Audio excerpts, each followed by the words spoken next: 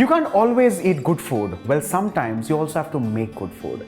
When I say good food, I mean kebabs. Well, Mumbai by the day is getting nippier, and when it gets nippier, all we crave for in Mumbai are kebabs. On that note, ladies and gentlemen, welcome to Get Curried, and I'm making Gilafi Kebabs. Let's begin.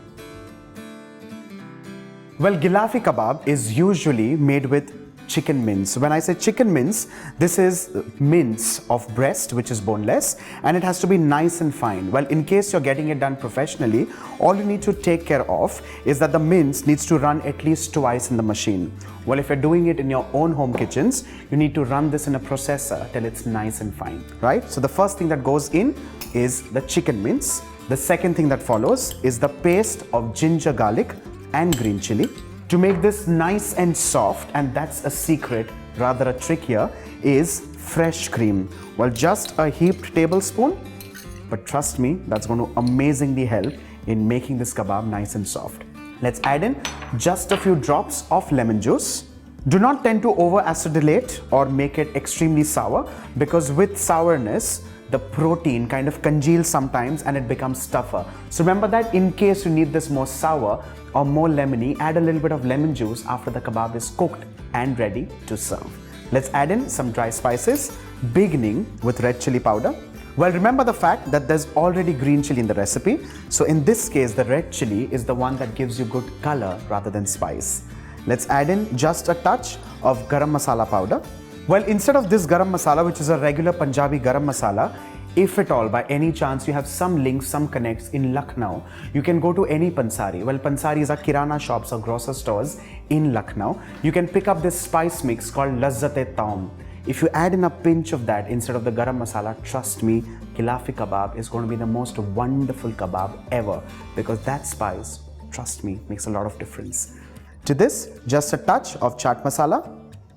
Finally, to this, let's add in salt as required.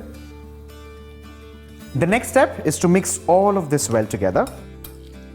Like I said, it's very important to get the quality of the mince and the fineness of the mince perfectly correct, because if you notice correctly, there is no binding in this. There's no bread, there's no egg yolk, there's nothing absolutely, and the binding in this case is just the protein in the mince. So remember that, take some time, mince it right.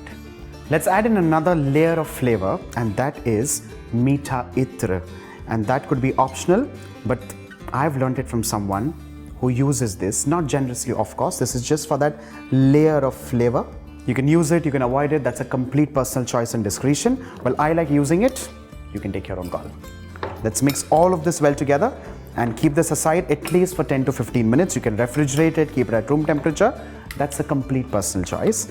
Next, let's move on to chopping the capsicum, and that's where Gilaf, the word, comes in, and that means enveloping or covering. Let's create that, but for that, the first thing is to finely chop bell peppers.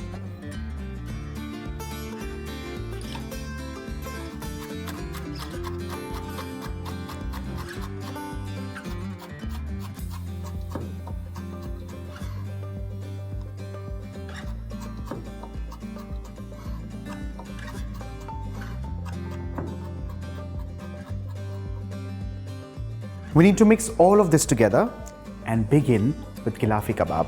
Now there are two things here. If you're doing this in a tandoor, which is more like a vertical cooking apparatus, all you need to do is run this in a muslin cloth, squeeze it so that the moisture kind of comes out. But in case you're using the trick that I'm showing to you today, you do not need to press this and drain out the liquid, it can remain in.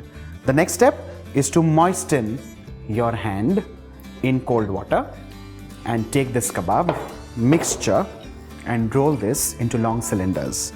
I'm taking like an orange sized ball of the mince. You may have to keep dipping your palm or your fingers time and again to ensure that it's nice and evenly shaped. Ensure that the sides are not thinner or tapering. The next step is to spread this or roll this like a cover, like I said, like a Gilaf or a Gilafi. Well, the name comes in from this step. Roll this, get it right, and there you have this most amazing, colorful, glittery kebab ever. Let's keep this aside and let's move on with the same technique, making some more of the Gilafi kebabs.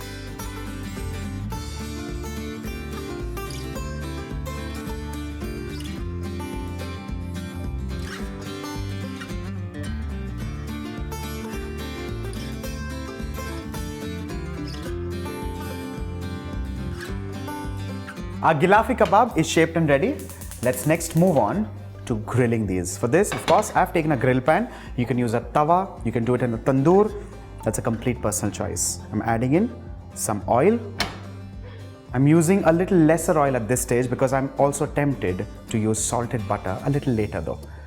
Smear this well in the pan and allow this to heat, not till smoking point, till kind of the pan is moderately hot.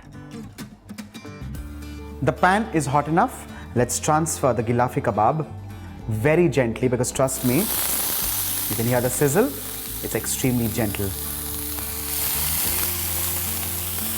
Well, do not get tempted to turn the kebab time and again because in that case, the bell peppers will all start dropping off. All you need to do is allow the kebab to just settle for a little bit because it's fresh at this point in time.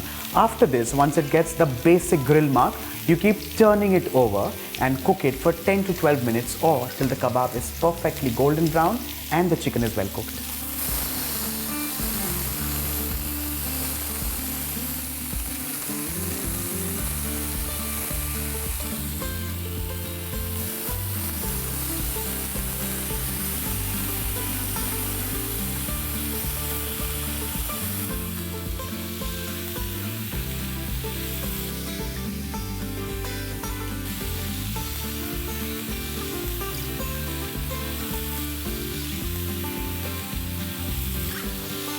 The Gilafi Kebab is perfectly cooked. Let's add in some layers of flavor yet again. To this, I'm adding in a little dollop of salted butter because it's going to make it nice and buttery. Along with this, a splash of lemon juice. With this, off goes the flame, and I'm going to add in a generous sprinkling of chaat masala. With this, your Gilafi Kebab is done and ready, and this goes straight on the dinner table. Well, next time when you're planning a menu for your parties, get-togethers, or even campings for that matter, remember Gilafi Kebab because what's there in this? Simple stuff, simple ingredients, simple recipes, and trust me, lots of happiness. On that note, this is me, the Bombay Chef, signing off. Bye for now.